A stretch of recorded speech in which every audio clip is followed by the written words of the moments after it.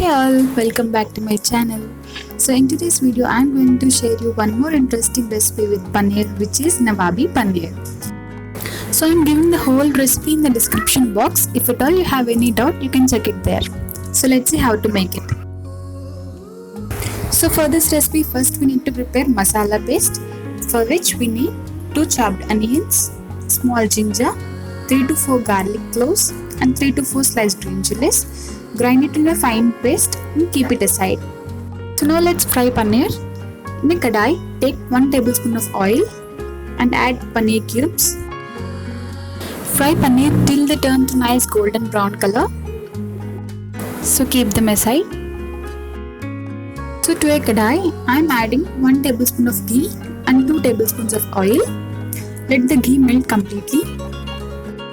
So once the oil is heated, we'll add the whole garam masala, which includes bay leaves, cinnamon, cloves, cardamom and half teaspoon of cumin seeds. Fry them for a minute and later we'll add masala paste. Saute well till the raw smell of the ingredients goes away. So once it's done, we'll add cashew almond paste. We'll just see how to make it. To make almond cashew paste, all we need to do is soak 10 almonds, 10 cashew nuts and 1 teaspoon of poppy seeds in hot water for about 1 hour. Then remove the skin of almonds and grind it to a fine paste.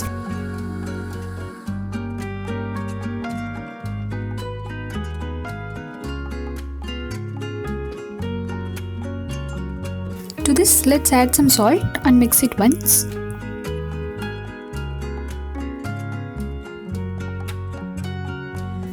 Now let's add 2 tablespoons of curd. Mix it well and add water if you want.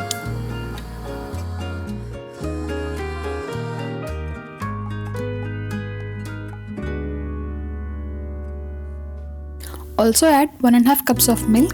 Mix it well and cook for 5 minutes on low flame.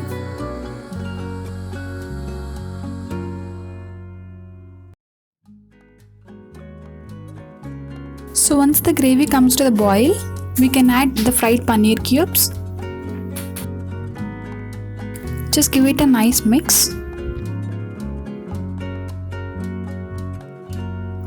And then we'll add 1 to 2 teaspoons of garam masala.